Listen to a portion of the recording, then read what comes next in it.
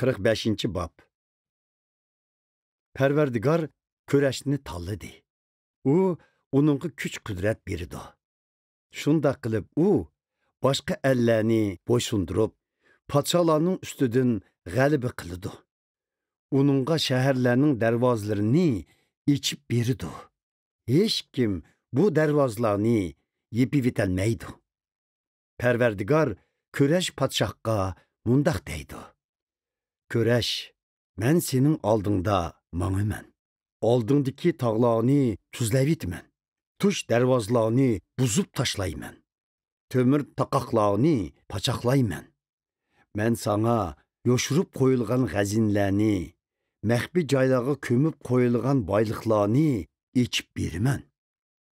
Mening bu ishlarni qilishdagi maqsadim ismingni chaqirgan, ya'ni Isroillarni tanlagan men Parvardigor Xudo ekanligimni sening bilishing uchundir. Gerçi sen meni tanımasangmı, men senin ismingni chaqiraman. Sana katta şöhretlik nom beraman. Bunda qilishdagi maqsadim xizmatkorim Yoqubning avlodlari, ya'ni men tanlagan Isroillar uchundir. Men birdan bir Parvardigorman. Mendan boshqa hech bir Xudo yo'qdir. Sen meni tanımasangmı, men sana kuch-qudrat beraman. Kun chiqishdan tortib, kun petishgacha bo'lgan zaminlardagi barliq xalq mendan boshqa hech bir Xudoning yo'qligini bilsin. Men birdan bir Parvardigorman. Men yo'riqlikni va qorong'ulikni yaratdim. Men kishilarga omonlikmi beralayman, balo qazomu keltiralayman. Men Parvardigorman. Men bularning hammasini qilalayman. Ey osmon, sendin yağmur yaqqandek haqqoniylik yağsın. Bulutlardan quyulsun. Yer buni ichib haqqoniylik bilan nijotlikni o'stirsin. Bu ishlarning hammasi men Parvardigorning qo'lidan keladi. Halinglarga voy, ey yaratquchisi bilan munozirlashganlar. Sizlar faqat loydan yasalgan ko'zi idishlarga o'xshaysizlar. Loy qandoq sizga qulolchidan sen meni nima qilyapsan yoki yasayotgan narsangning tutqichlari yo'q-ku deb so'rayolsin. O'z otasidan sen meni nima uchun to'raldirding deb so'rg'anlarning holiga voy. O'z onasidan sen meni nima uchun tug'ding deb so'rg'anlarning holiga voy. İsraillar tanlagan muqaddas Xudo, İsrail xalqining yaratquchisi Parvardigor mundaq deydi. Sizlar o'z xalqimning taqdiri to'g'riliq meni so'roqqa tortmoqchimi? Sizlar menga qanday qilishim kerakligini deb bermoqchimi? Zeminni barpo qilgan, zemindagi insonlarni yaratgan men bo'laman. Men osmonni o'z qo'lim bilan yoydim. Osmondagi butkul mavjudotlarni o'z joylariga o'rlashtirdim. Adolat uchun kurash podshohni qo'zg'itadigan, uning yo'lini ravon qiladigan men bo'laman. U mening shahrimni qayta qurdi. U hech qanday sovg'at qabul qilmasdan va pora olmasdan mening surgun qilingan xalqimni ozod qiladi. Bana bu qudratli sardor Parvardigorning so'zlaridir. Parvardigor o'z xalqiga mundaq deydi. Misrning boyligi va qushning mol mulki sizlarga tava bo'ladi. Boylari egiz siboliqlar sizlarning qullaringlar bo'ladi.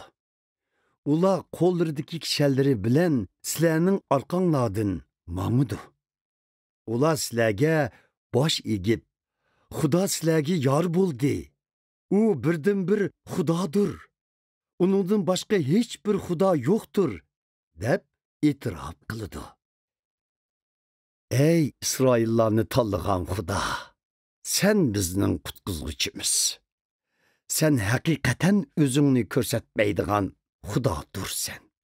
But yasovchilarning hammasi sharmanda bo'ladi va nomus qiladi. Ular xo'rliqda qoladi. Lekin Parvardigor İsroillarni qutqizadi. Ey İsroillar, Parvardigor sizlarga mangulik nijotlik beradi. Sizlar hech qachon sharmanda bo'lmaysizlar. Mangu nomusda qolmaysizlar. Osmonni yaratgan Parvardigor u haqiqiy Xudodir. U zaminni yasab, uni yaratdi, uni mustahkam qildi. U zaminni quruq qo'ymadi. İnsanlarning yashashi uchun zaminni yaratdi. Parvardigor mundaq deydi: Men Parvardigordurman. Mendan boshqa Xudo yo'qdir. Men yoshurun gap qilmadim yoki qorong'u joyda gap qilmadim. Men Yoqubning avlodlariga meni izlab topolmaysizlar demadim. Men Parvardigor doim haqiqatni va odillikni so'zlayman. Ey alladiki aman qolganlar, yig'ilib kelinglar, yaqinroq kelinglar. Yog'ochdan yasalgan o'zlarini qutqizolmaydigan butlarga duo qilib, ularni yudib yurgan odamlar nemi degan ahmaq? Nemi asosinglar bor, aytinglar.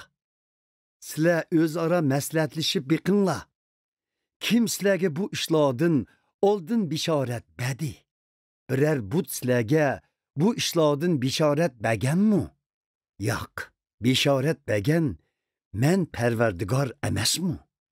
Mendan boshqa hech bir xudo yo'qdir. Men haqqoniy xudo va qutqizg'uchidirman. Mendan boshqa hech bir xudo yo'qdir. Ey zemindagi barliq insonlar, manga yuzlaninglar. Shunda qilgandilar, qutqizilsizlar.